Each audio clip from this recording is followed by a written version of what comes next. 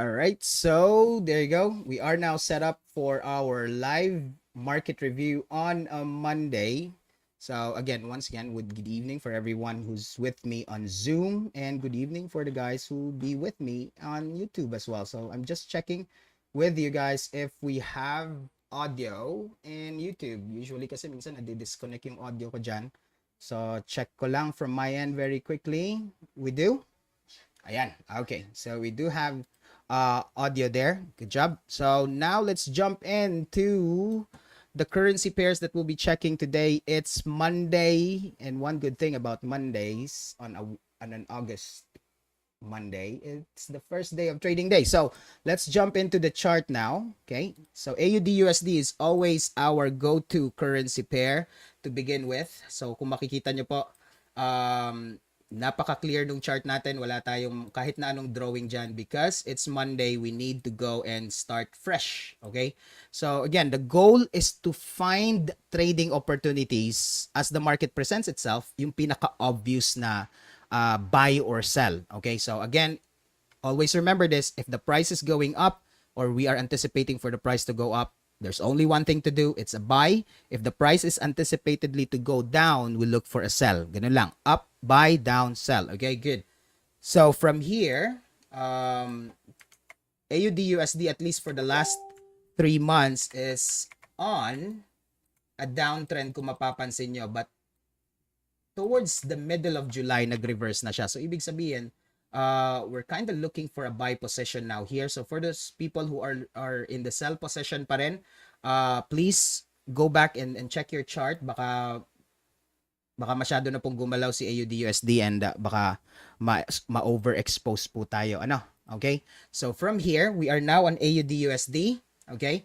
So there you go. Tingnan natin, no? So if the price, oh yeah, just remember. Okay, by the way, I had this earlier. Tinanggal ko pala siya. Okay, but anyway, so we have that floor level somewhere here back in December towards January. Look at that rejection. Price went up, price went up. Pero eventually, nag-breakout siya somewhere here. So price is going back on that level where we can possibly expect for this price to go up this time, no? So magfo-focus ako sa much recent na price action. Tingnan nga natin saan to possibly can go. I'm seeing this zone from earlier today and the price is kind of touching that area already. Okay, so let's have this rectangle here very quickly for us. Kahit later na. Okay, so tingnan nga natin. I really love to go and jump in for a buy order here pero mukhang na late na tayo. Sandali. Okay, there you go. So that's what I missed actually. Okay. We have an area there. So for you guys who are not familiar with drawing your support and resistance yet, that's totally fine, right? Let me know in the comment section if that's something that you want to learn further so we can go and look it up for you. Yeah, or check. So from here, yeah, I think that's something that I missed from earlier today. Sorry kung medyo malikot yung chart, no? I'm looking for areas where I can go for a buy and a sell. Yeah, there you go. So that's a beautiful bounce there from that breakout last week, right? So bumalik siya ulit sa area na to. That's a beautiful bounce there for a buy. So I hope you guys were able to get some trading opportunities here. Kasi for me personally, for the whole of July, nakafocus ako sa gold eh. So ngayong August, titingnan natin kung saan ako magfo-focus more on. So that price have already have gone. Sabi nga nila, the plane has taken off. Na tayo. So in this case, for me personally, I would like the price to go back to the EMA. Tapos magkakaroon na ako ng little area here for a buy. That would be my trading plan for the rest of the evening. Okay? So if that's the case, I am anticipating for this price to pull back a little bit here bago ako mag-buy. So ibig sabihin, mauuna yung sell ko na set up for tonight. So a little bit of a correction from this area papunta doon. Yun ang aabangan ko. So ibig sabihin, meron pa tayong little room there for the price to really test yung full extension na pwedeng puntahan ni market tonight. So ibig sabihin, magse-set po ako ng alarm sa area na yan. Okay? So my computer will be on for the rest of the evening. Somewhere in this area, I'll go and set an alert or alarm. Okay. So dun sa area na yon, double check lang natin for at least 3 minutes isa-set ko siya. So ibig sabihin kung hindi man ako nakatingin dito at naka-on lang yung PC ko, if the price goes up there, yeah, my MT4 will let me know that the price is on that area where I want to look for a sell. Okay? So ibig sabihin, if you guys are familiar with support and resistance already, okay, if the price hits the resistance, we anticipate for it to go and drop. Ibig sabihin, nandun na siya sa pinakamataas na level. Kung sabihin nga nila resistance or ceiling, right? And the old tradition na buy and sell concept is sell from the highest point or buy from the lowest point, right? Buy from low or sell from high, ganun yun. So, ibig sabihin, in this period of time, ito po yung nagiging highest level niya where we can anticipate for the price to go down. So, we look for a sell. If the price goes back here, ito yung sinasabi nating buy from the low, magbabay tayo dyan. So, we're very close at the sell area. So, abangan natin yan for the rest of the evening. So, that's my take on AUD-USD. Those are the same things that I will be applying or the concept or the analysis for that matter on all the currency pairs that we'll be checking tonight. Okay, so same rules apply. I'll look at the bigger picture, find those trading opportunities, and let's see if we can jump in on those tonight. Okay, so from here, tingnan natin. I'm seeing a floor level right here. Kung mapapansin nyo, rejection, and the price have bounced off that level. Very good.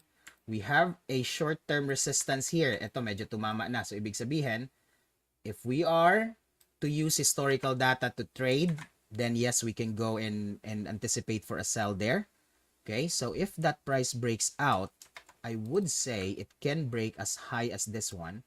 Or kung biglang bumaba doon, mag-aabang lang ako ng dalawang linya dyan. Okay, so bang natin yan. So, going back to my bars, let's look for a sell this time.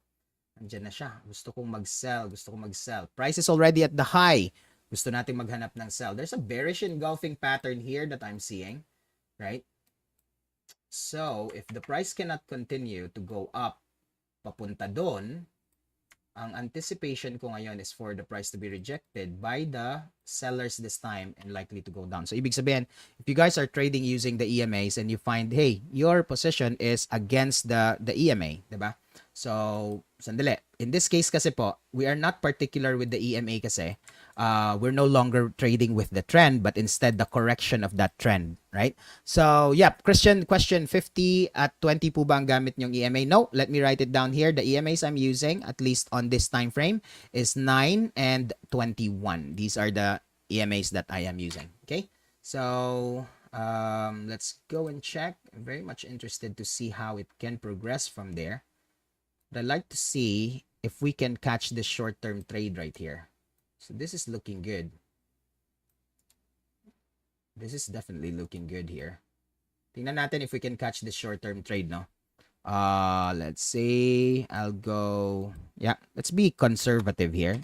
0.02, right? Let's go and set a pending order. I would like to go and have a sell stop somewhere at 63.29 is my entry price, plus minus the spread. Yeah, let's go for 27. Medyo malayo na rin. Let's go for 29. 63.29. So that's my entry price. 63.29. And if that's the entry price, let's set it up somewhere at 20 pips. So 63.48 or 49. 0.6349. Okay. Kay Manny, I'm on the 15-minute chart now, right? I'm looking to catch this small correction right here. So probably banking somewhere between 10 to 15 pips lang, right? So in that case, I would like to set this up to expire on 15 minutes lang din. So there's like about 4 minutes left on this one. So tingnan nga natin, yep, 15:45. Yep. So 15:45. Tingnan natin kung i-accept niya pa yung expiration ko, ha. Kasi minsan pag nasa 15-minute chart tayo, minsan ayaw niya nang i-ano yan. So we're on NZD-USD. Just what I've said. Right? So kung nasa shorter time frame tayo, minsan hindi niya na ina-accept yung mga expiry na ganun. So, yep, there you go. We're done with that. So we're likely to collect somewhere between 15, 10, 15 pips. And if that goes in our favor, tingnan natin how we can go and take advantage of it. So TP would be, sandali nakalimutan ko lagay. 6313 would be a good number. 0.6313. Tingnan natin. Let's modify that. So kung mapapansin nyo, may mga areas dito or mga lines, I mean, okay? So as I mentioned, price is already at the ceiling. We anticipate for it to correct a bit in this area. Not necessarily scalping, but because scalping kasi one is like you're constantly looking at the chart and you're likely to collect just 1, 2, 3, or 4 pips, right? But this one is called at least a conservative way to do a setup trade. Ibig sabihin, pag na-setup ko na lahat, then I can leave the trade, okay, and let it be. Manalo matalo, I have my parameters here. Ibig sabihin, anticipating as the price is being rejected now, I'll be entering on the trade here. Pag nag-drop naman siya, I have an exit area here, which is, this is my take profit, if you have heard about that. And if not, it is as literal as it can be. It's taking the profit once it hits that area. Tapos, yung isang red line natin dun sa taas is called the stop loss or SL. Ibig sabihin, if I'm wrong, right, and the price goes the opposite direction, this is my stop loss. Automatically, based on this setup, the trade will be closed, right? Though, it was not a winning trade, but instead, okay, being sad about that trade, I'm still happy that it got stopped out there because I'm protecting my account of not losing everything, but instead the amount that I only allotted for this trade alone, right? So that's the beautiful thing about having a proper setup on your trade. Ibig sabihin, pwede mong iwan yan, right? Kung hindi mangyari yung nakikita mo kay market, then reassess mo na lang yung position mo after. So ibig sabihin, in 2 minutes, pwede ko tong balikan. Kung matitrigger siya, I will proceed with it. Pag hindi, I will cancel the trade, right? So balikan natin si NZD/USD. I would like to see a little bit of a correction here. Yun lang talaga yung goal natin. And then after that, kung hindi kakayanin i-hold ni sellers ang area na to at eventually nag-breakout, ibig sabihin magpapalit tayo ng bias. If not tonight then, baka tomorrow iba na yung hanap natin. Maghahanap na tayo ng buy as we would anticipate for this price to go further. Kung mapapansin nyo yan, mas may malaking area pa siya doon. Okay?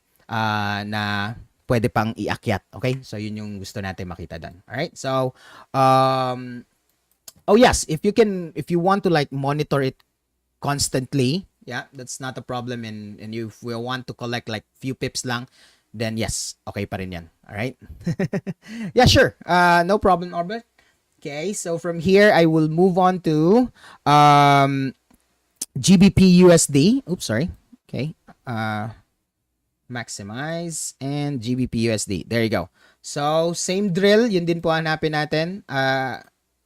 As you go for manual trading, by the way, so you can set up some templates that you feel like having on your chart, so you won't be doing the settings all over again. So if you notice, I'm just loading some templates para mas mas mabasa ko yung chart the way I have understood my training and the way I've been trading for the last 8 years, right? So looking at this one, kung mapapansin nyo, I'm looking for a level where the price is likely to reverse or continue. Okay? So, from here, ito yung dating pagbaba niya, nag-reverse siya. Pero bumaba, bumalik. So, ibig sabihin, the price is coming from this area.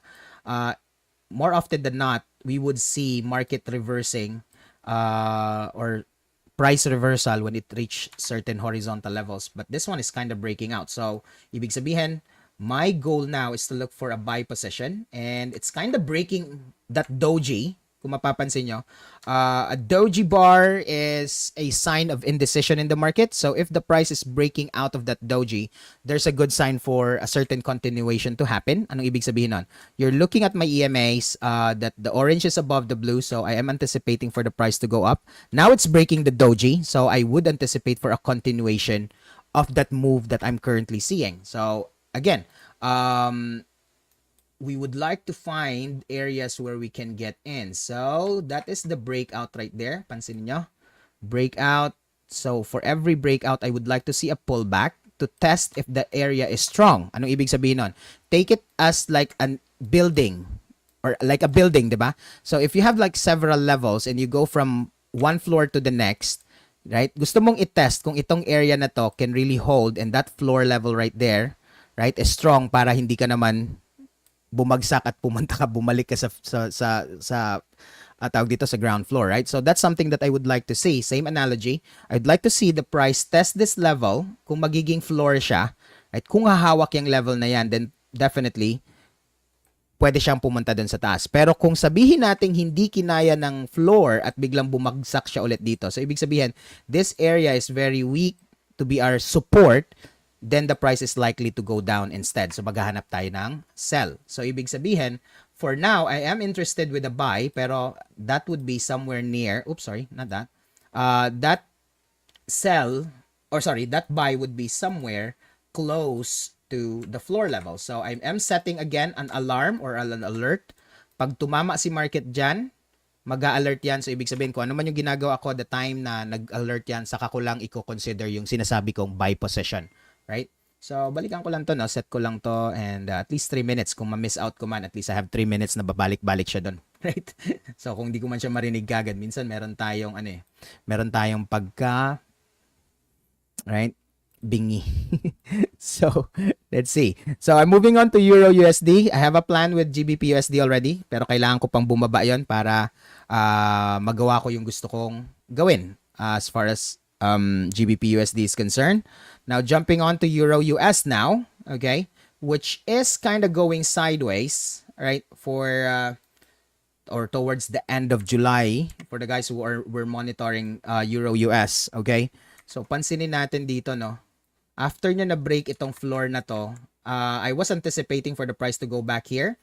If I have my Fibonacci, this is somewhere at 61.8 area sa taas na yon. Kaso nga lang, kung mapapansin nyo, pag pumunta kayo sa H4, itong part na to, medyo nag-sideways siya dito. So, ibig sabihin, if I have my trend line here, oops, yeah.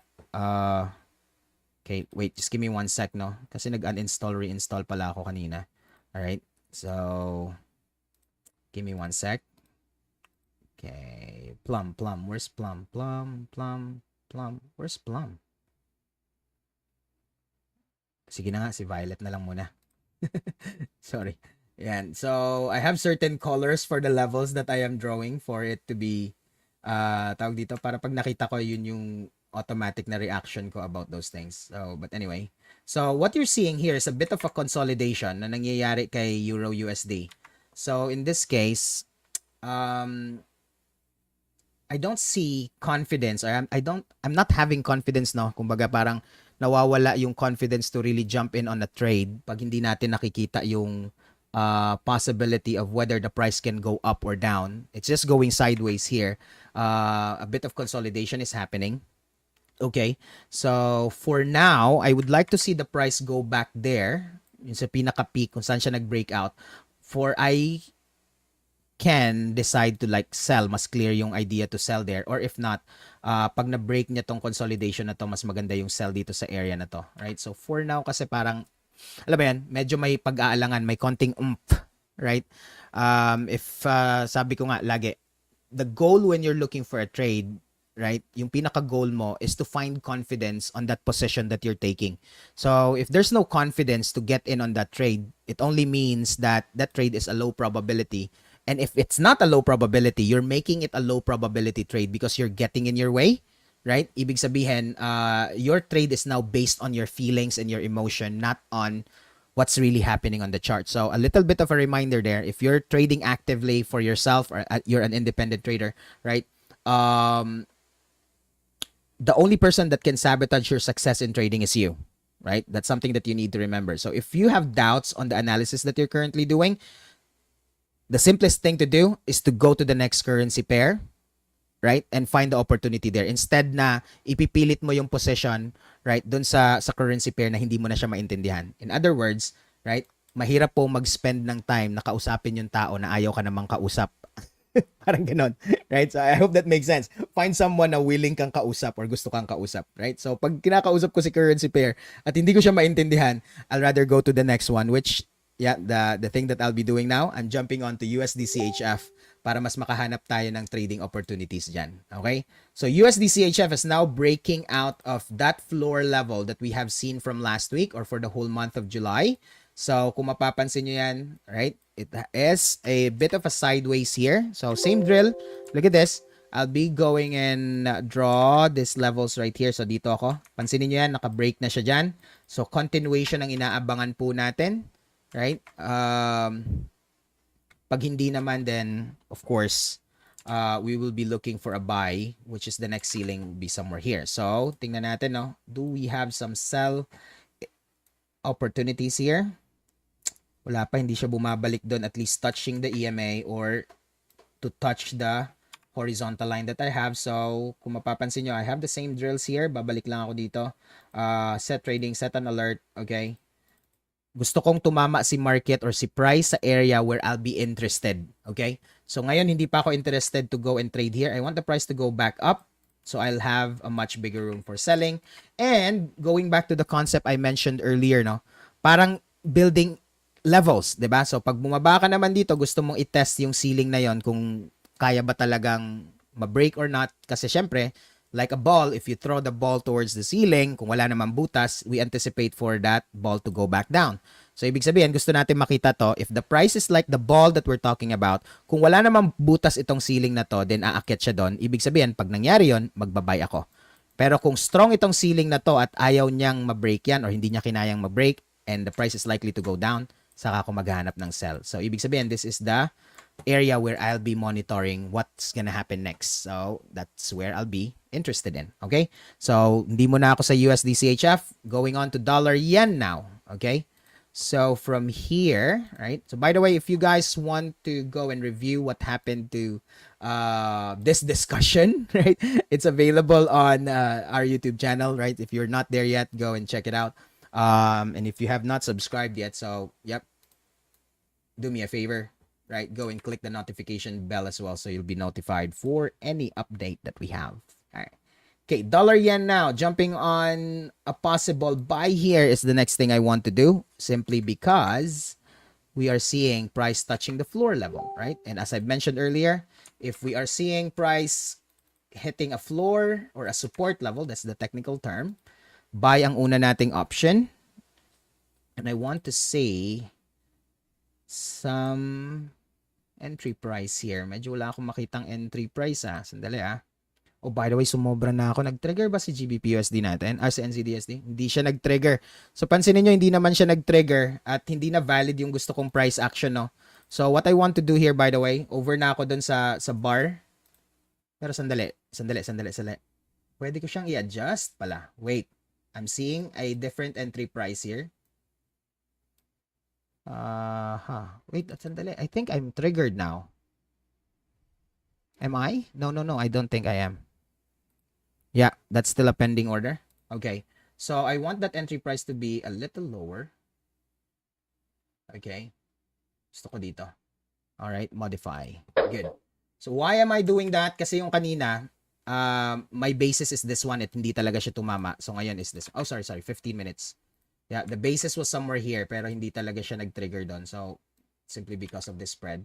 So, tingnan natin if it can be a bearish engulfing this time. So, if you guys are familiar with this type of price action, I want this to the current bar, meaning to engulf the previous one, then I'll be on for a sell there. Pag ayaw talaga, then definitely the next action is to cancel this pending order na. Okay? Ibig sabihin, the market is not moving in my favor yet. Or baka may possibility na mag-breakout. So, I want to stay away from that for now. Okay. So, speaking of dollar yen, sorry, kailangan ko lang balikan yon. I'm looking for a buy, but I can't seem to find an entry price here.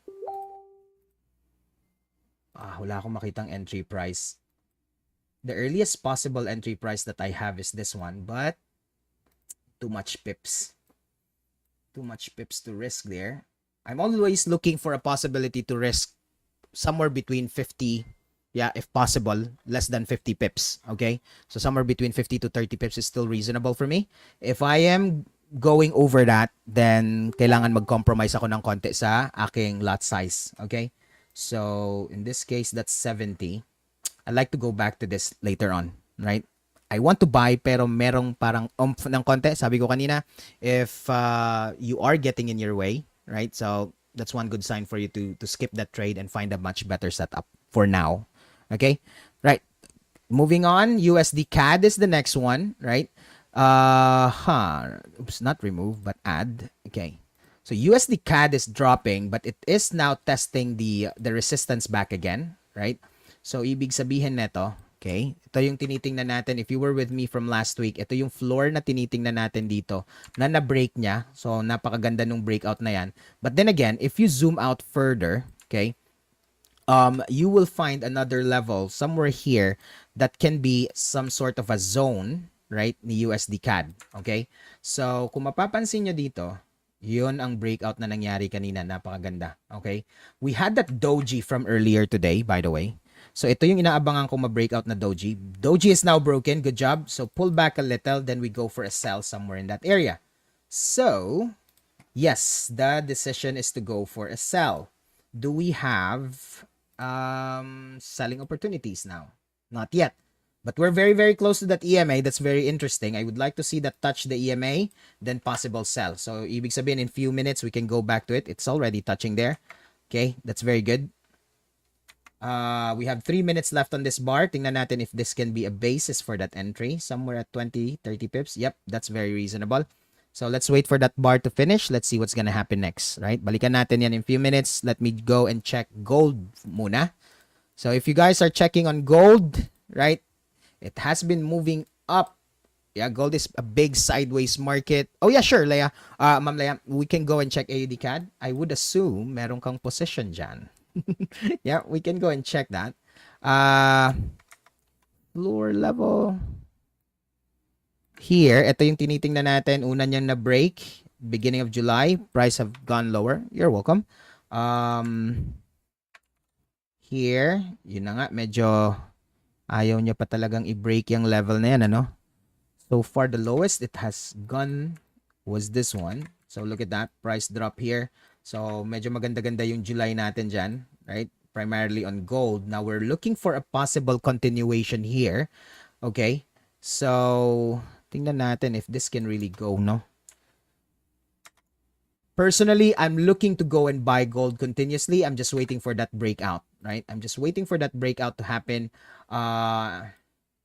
Look at the space. Yeah, the market have tested, breakout, pullback. Good. I'm seeing good things for gold and good reasons to go and buy gold anytime soon. That price is bouncing off that EMA. So, kailangan ko lang ng possible entry price. Wala akong makitang entry price here. And I need this bar to close. And that's in a minute from now. Tingnan natin if that can be a good entry price. Yes, thanks, Alexa. We need Alexa time for bed na raw. 70 pips. Yep, that's too much for me. Let me see, 30 minutes. This is a beautiful rejection. Okay, that's a bit too much too. So 1 hourly chart will be my go-to time frame today. Tingnan natin if there's a good entry price there. Pero of course, a possible pullback is still there. Kaya nga, if the trade won't go, we need to set a stop loss there, making sure we won't lose more than what we intend to lose. So risk management is the key, everyone. Right? Always make sure that you have risk management. That already moved by about 27. Right? So standby tayo for that gold trade. Let's go back to USD CAD, which is already touching our EMA there beautifully. Tingnan natin yung possible continuation ng nakikita natin. A little bit of a pullback is needed. Di pa siya talaga nag-continue. I'd like to set an alert somewhere here. Okay, mas magiging interesado ako if it would touch the EMA on a higher time frame, right? Because if you notice, if the price is touching the EMA, para siyang nagiging magnetic trampoline. Price is attracting, or the EMA is attracting the price action back to the EMA. Yeah. Then, pag tumama siya, biglang nag-spike like this one. Go, bounce. Go, bounce. So, meaning, malayo na ako. Medyo ina-attract niya yon from here. I would like to see it bounce. So, that's the area where I want to be in for a sell. Another alert there. So, ibig sabihin, when you're trading actively for yourself, right? There are certain things that you're looking for. So, parang imagine para kang lang naghahanap ng sapatos nito. Bukod sa design ng sapatos, gusto mo talaga mag-fit sa'yo, diba? So, there are certain parameters that you want to see and you want to really feel that you're confident about your trade and the setup, right? So, pag wala yung confidence na yon, then no, I don't want to go for that trade. Well, true enough. Look at that. Kung pumasok tayo kagad sa sell, the price is still going for that. So, ibig sabihin, we could be in the trade too early. So, patience is a skill. Those are one of the skills that you want to consider having when you're trading the currency market. Okay? Balikan natin yan. Alright? I would like to go and have a look on what's happening on crude. Yeah? Tingnan natin. Crude. Okay? Sana naman po magkaroon tayo ng good news dito kay crude. Kasi last week, okay, tinatry niya i-break yung 93 level. At yun na nga, bumabalik siya dun sa level na yon. So hopefully by this time, right? There you go. Crude is dropping. Yep. And hopefully this time it can break out. Well, unfortunately, as far as the setup is concerned, floor level, a false breakout, consolidating here, right? And tingnan natin kung kayang umakyat doon. Ibig sabihin, pag umakyat yan, we could possibly expect for crude price to go up for the next couple of weeks. Pero hopefully, for me personally, I would like to see that break. And I think it's not just a personal thing. I think it's everyone's dream, if not hopes, no, for crude price to go and drop lower than this level so we can see more rollback, right, in the next coming weeks. So again, this is just a view of what's happening on crude, right? Tingnan natin if it can continue. And of course, for the people who are watching Bitcoin, let's go and pick some areas here that you can possibly monitor, right? So Bitcoin has been on a downtrend for quite some time now, but we're seeing a bit of some room here to go for that potential back to its glory days, ika nga sabi nila, right? So tingnan natin, we are seeing good waves here, cycles, or whatever you want to call it, right? We're seeing a beautiful uptrend here, but then again, we can possibly expect for the price to still drop and before going down. Or sorry, before going up, I mean. So baba muna siya dito, yun yung possibly na-expect natin bago siya umakyat. But looking at the lows right here, there's a very good or reasonable, what you call this, pressure from the buyers, meaning there's likelihood of this moving higher. But in this case now, it's touching this area. It's likely to go up. That's the early bounce that we say na pwede siyang possible na mag-continue. Pero we do not discount the fact that it can still go for this little bit of a pullback. Okay? So may nag-alert doon. Tingnan natin kung meron tayong area for a buy. Okay? Pero anyway, moving price dito, yeah, we're still expecting for Bitcoin to go higher, at least back to this area right here, somewhere at 28,430-ish. Okay? So tingnan natin if that can continue. So if you have Bitcoin and you're looking to let go of it, I don't think that's a good idea for now. Then yep, yun ang gusto natin makita. All right, there you go. Ooh, we have one trade triggered. Let's see, I think it's NZD-USD. And yes, it is. Okay, ito lang po ang ina-anticipate natin na short-term move. I would like to see it go in that direction. Tingnan natin. If we can collect some pips there, that's a beautiful thing to have tonight. All right, so very short-term trade. Actually, medyo gumalaw na siya. So, ibig sabihin, once it touched this EMA right here, this is a possible exit for me anytime soon. Right? So, we're up by about few cents now. A few cents pa lang, no? Pero let's see. If it can continue, then we can let that price go. All right? And we can just go back to it anytime that we can be available later on. Right? So, yeah. Before we end this live session, okay, one request is AUD CAD. Tingnan nga natin. So, let me just go back here very quickly. Right? Because that chart is primarily for my major currency pairs. So, let's go AUD CAD here very quickly. AUD CAD, ano pong nangyayari sa'yo? Alright. Hulaan ko, Ma'am Lea, nakabay ka. Hulaan ko lang. Tama ba? Okay, good. Alright, so nakabay tayo. Let's see if there's... Okay, good. There you go. Well, unfortunately, it's not really breaking that doji, yung previous na doji bar. So, tingnan natin if it can possibly still continue, but you have this beautiful low test bar or a hammer triggering that move. So, meaning, as you anticipate for an uptrend to continue, kung mapapansin nyo may mga waves na ganito. So, ibig sabihin, yung EMA ang magsisilbing floor level mo dito to see if the price can really hold, no? So, in that case, if that can go here, or if this can continue, you would expect for the price to go down a bit. Then the continuation would be coming from the bounce of the EMA, right? So for me personally, yes, I would do the same thing. That's a buy from this area. So if you were able to get in dito sa tawag dito, sa pin bar na to. So you could be up by somewhere between 20 to 22 pips, no? Tapos from here, tingnan nga natin. How far can this possibly go? Alright, interestingly, it is touching that area right there. Okay.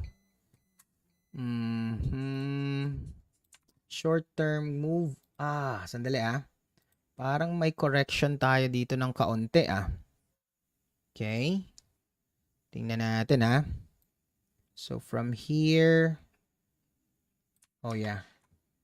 Yun, dun ako magfo-focus more on. Sandali, parang meron tayong nakikitang, pansinin nyo tong medyo floor level niya coming from November to December.